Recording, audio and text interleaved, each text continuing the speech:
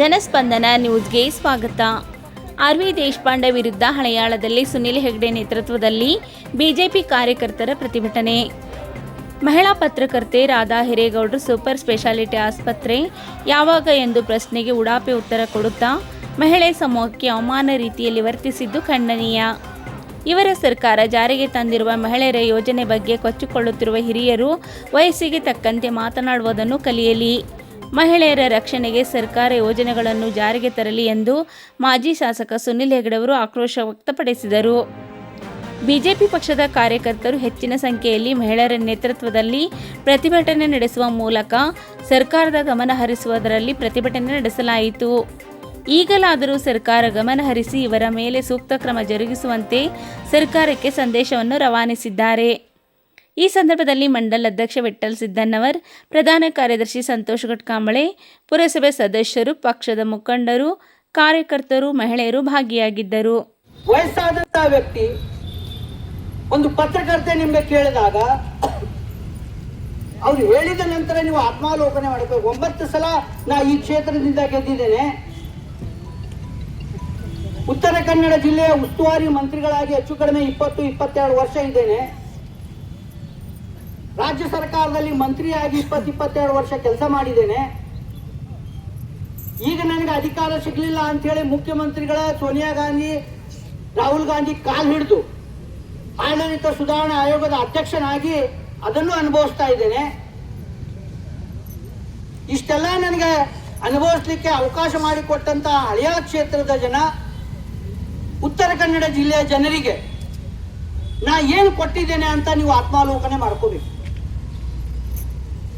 ಆಶ್ರಯ ಮನೆ ಕೊಟ್ಟಿದ್ದೇನೆ, ರೇಷನ್ ಕಾರ್ಡ್ ಕೊಟ್ಟಿದ್ದೇನೆ, ಶೌಚಾಲಯ ಉದ್ಘಾಟನೆ ಮಾಡಿದ್ದೇನೆ. ಇವೆಲ್ಲ ನೀವು ಮಾಡುವಂತ ಕೆಲಸ ಅಲ್ಲ ದೇಶಪಾಂಡೆ. ಇವೆಲ್ಲ ಗ್ರಾಮ ಪಂಚಾಯತಿ, ಜಿಲ್ಲಾ ಪಂಚಾಯತಿ, ತಾಲೂಕ್ ಪಂಚಾಯತಿ, ನಗರಸಭೆ, ಪುರಸಭೆ ಸದಸ್ಯರು ಕೆಲಸ ಮಾಡುವಂಥದ್ದು. ನೀವು ಯಾವ ತಾಯಿಗೆ ಗೃಹಲಕ್ಷ್ಮಿ ಕೊಟ್ಟಿದ್ದೀರಿ, ನೀವು ಕೊಡುವಂತ 2,000 ರೂಪಾಯಿದಲ್ಲಿ ಆ ತಾಯಿ ಖುಷಿಯಿಂದ ಇರ್ತಾರಂತ ನೀವು ತಿಳ್ಕೊಂಡಿದ್ರೆ ದೊಡ್ಡ ತಪ್ಪದು, ಮೂರ್ಖತನದ ಪರಮಾವಧಿ.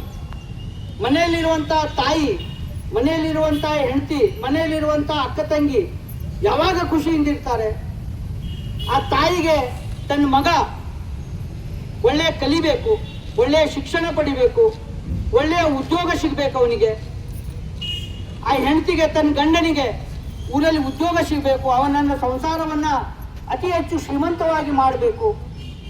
ಅಕ್ಕ ತಂಗಿಯರಿಗಿರ್ತದೆ, ನಮ್ಮ ಅಣ್ಣ ತಮ್ಮಂದಿರು ದೊಡ್ಡ ಶ್ರೀಮಂತರಾಗಬೇಕು, ಆರ್ಥಿಕವಾಗಿ ಸದೃಢರಾಗಬೇಕು, ಶಿಕ್ಷಣವಂತರಾಗಬೇಕು, ಆರೋಗ್ಯವಂತರಾಗಬೇಕು ಅಂದಾಗ ಮಾತ್ರ ಆ ತಾಯಿಗೆ, ಆ ಹೆಂಡತಿಗೆ, ಆ ಅಕ್ಕ ತಂಗಿಯರಿಗೆ ಖುಷಿ ಇರುವಂತ ವಾತಾವರಣ ನಿರ್ಮಾಣ ಆಗ್ತದೆ. ದೇಶಪಾಂಡೆ ಅವರೇ, ನೀವು ಕೂಡ ಆರ್ಥಿಕವಾಗಿ ಸಬಲರಾಗಬೇಕಂದ್ರೆ ಒಂದು ಗಾರ್ಮೆಂಟ್ ಫ್ಯಾಕ್ಟರಿ ಇದೆಯಾ? ಉದ್ಯೋಗಕ್ಕೆ ಏನ್ ಮಾಡ್ಕೊಟ್ಟಿದ್ದೀರಿ ನೀವು?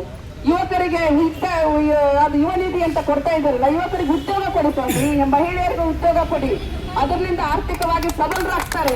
ಅದನ್ನ ಬಿಟ್ಟು ನೀವು ಯೋಜನೆಗಳನ್ನ ಕೊಟ್ಟಿದ್ದೀವಿ, ಅದು ಸ್ವಾಗತ ಮಾಡ್ತೀವಿ. ಅದನ್ನ ಯಾವ ತರ ಯೋಜನೆಗಳನ್ನ ನೀವು ಕೊಟ್ಟಿದ್ದೀರಿ ಅನ್ನೋದನ್ನ ನಿಮ್ಮ ಆತ್ಮಾವಲೋಕನ ಮಾಡ್ಕೊಳ್ಳಿ. ಆರ್ಥಿಕವಾಗಿ ಸಬಲರಾಗಬೇಕು ಅಂದ್ರೆ ಅವ್ರಿಗೆ ಒಂದು ಉದ್ಯೋಗ ಕೊಟ್ಟಾಗ ಆ ಕುಟುಂಬ, ಅದು ಊರು ಸುಧಾರಣೆ ಆಗುತ್ತೆ, ಅಥವಾ ಆ ಕುಟುಂಬ ಅದು ಸುಧಾರಣೆ ಆಗುತ್ತೆ. ನೀವಿರೋ 2,000 ರೂಪಾಯಿ ಒಂದ್ ತಿಂಗಳ ಕೊಡ್ತೀರಾ, ಇನ್ನೊಂದ್ ತಿಂಗಳ ಕೊಡಲ್ಲ. ಅದು ಎದಕ್ಕಾಗುತ್ತೆ? ಆ 2,000 ರೂಪಾಯಿ ಕೊಡೋ ನೆಪದೊಳಗೆ ನೀವು ಎಷ್ಟನ್ನ ರೇಟ್ಗಳನ್ನ ಜಂಪ್ ಮಾಡಿದ್ದೀರಾ. ಒಂದೇ ದಿನದಲ್ಲೇ ಮೊನ್ನೆ ನೋಂದಣಿ ಮಾಡುವಂತ ರಿಜಿಸ್ಟ್ರೇಷನ್ ಅಲ್ಲೇ 2% ಜಾಸ್ತಿ ಮಾಡಿದ್ರಿ. ಪ್ರತಿಯೊಬ್ರು ದಿನ ಬೆಳಗಾದ್ರೆ ಇವತ್ತು ದಿನಸಿಗಳನ್ನ ಜಾಸ್ತಿ ಮಾಡ್ತಾ ಇದ್ರು. ಅದು ಹೆಣ್ಣು ಮಕ್ಕಳಿಗೆ ಎಷ್ಟು ಒಂದು ಒಗ್ಗರಣೆ ಹಾಕ್ಬೇಕು, ಒಂದು ಎಣ್ಣೆ ಬೆಲೆ ಎಷ್ಟು ಜಾಸ್ತಿ ಮಾಡಿದ್ದಾರೆ. ಇವತ್ತು ಒಂದು ಬಸ್ ರೇಟ್, ಒಂದು ಹೆಣ್ಮಕ್ಳು ತಾವೊಬ್ಬಳ ಫ್ರೀ ಆಗಿ ಹೋಗ್ಲಿಕ್ಕೆ ಆಗತ್ತಾ? ಗಂಡನ ಮಕ್ಕಳನ್ನ ಕರ್ಕೊಂಡು ಹೋದ್ರೆ ಅವ್ರ ರೇಟ್ ಡಬಲ್ ಮಾಡಿಟ್ಟಿದ್ದಾರೆ. ಇವತ್ತು ಒಂದು ಟ್ಯಾಕ್ಸ್ ಅನ್ನ ಎಷ್ಟು ಡಬಲ್ ಮಾಡಿಟ್ಟಿದ್ದಾರೆ. ಯಾವ್ದು ಬೇಡ, ವಿದ್ಯುತ್ ಬಿಲ್ ಫ್ರೀ ಅಂತ ಹೇಳಿದ್ರು. ಇದು ವಿದ್ಯುತ್ ಬಿಲ್ ಫ್ರೀ ಅಂತ ಹೇಳಿದಾಗ 200 ಯೂನಿಟ್ ಅಂತ ಹೇಳಿದ್ರು. ಆಮೇಲೆ ಬಂದ್ರೆ 50-60 ಯೂನಿಟ್, 18 ಯೂನಿಟ್ ಬಾಧ್ಯ ಜೊತೆ ನಮ್ಮ ಯಡಿಯೂರಪ್ಪನವ್ರ ಕಾಲದಿಂದನೇ ಬರ್ತಾ ಇದೆ ಅಲ್ಲ ಸ್ವಾಮಿ. ಇವತ್ತು ಅದೆಲ್ಲ ಹೋಯ್ತು. ಇವತ್ತು ಆಮೇಲೆ ಲೈಟ್ ಬಿಲ್ ಬಂದಿತ್ತು, ಡಬಲ್ ರೇಟ್ ಮಾಡಿಟ್ಟಿದ್ದೀರಿ. ಇವತ್ತು ಫ್ರೀ ಇದ್ದಿರೋದನ್ನ ಮತ್ತೆ ಒಂದು ಫ್ರೀ ಕೊಟ್ರೆ ಇನ್ನೊಂದು ಡಬಲ್ ಕೊಟ್ಟಿದ್ದೀರ. ಇಷ್ಟೆಲ್ಲ ವ್ಯವಸ್ಥೆಗಳ ಮಧ್ಯೆ ನಾವು ತೀರ್ತಾ ಇದ್ದೀರಾ. ಇವತ್ತು ನಾವು ಇಷ್ಟೆಲ್ಲ ನಾವು ಮಾಡಿದ್ದೀವಿ, ಇಂಥ ಯೋಜನೆಗಳನ್ನು ಕೊಟ್ಟಿದ್ದೀವಿ ಅಂತ ಹೇಳಿ ನಾವು ಇವತ್ತು ಇಡೀ ನಮ್ಮ ಮಹಿಳಾ ಕುಲ ಖಂಡಿಸ್ತಾ ಇದೆ. ಇದನ್ನ ನಿಮ್ಮ ರೀತಿ ನೀತಿ, ನೀವು ನಡ್ಕೊಳ್ಳುವಂತ ರೀತಿನ ಇವತ್ತು ಇಡೀ ನಮ್ಮ ಮಹಿಳೆಯರು ನಾವು ಖಂಡಿಸ್ತಾ ಇದ್ದೇವೆ. ಇದನ್ನ ಇವತ್ತು ನೀವು ಕ್ಷಮೆ ಕೇಳಿರ್ಬೋದು, ನೀವು ಹಿರಿಯರಿದ್ದೀರಿ, ಕ್ಷಮೆ ಕೇಳಿರ್ಬೋದು. ನಾವು ಕೇಳ್ತಾ ಇರೋದು ಅಭಿವೃದ್ಧಿ, ನಮ್ಗೆ ಆರ್ಥಿಕವಾಗಿ ನಾವು ಸಬಲರಾಗಬೇಕು. ಇಲ್ಲಿ ನಮಗೆ ಬೇಕಾಗಿರೋದು ಸುಸಜ್ಜಿತವಾದಂತಹ ಆಸ್ಪತ್ರೆ. ಅದನ್ನ ನೀವೆಲ್ಲ ಮಾಡಿ ಕೊಟ್ಟಾಗ ಮಾತ್ರ ನಮ್ಮ ಮಹಿಳೆಯರಿಗೆ ನೀವು ಗೌರವ ಕೊಟ್ಟಂತೆ ಅಂತ ಹೇಳಿ ನನಗೆ ಎಲ್ಲರಿಗೂ ಒಂದಿಷ್ಟು ನನ್ನ ಮಾತು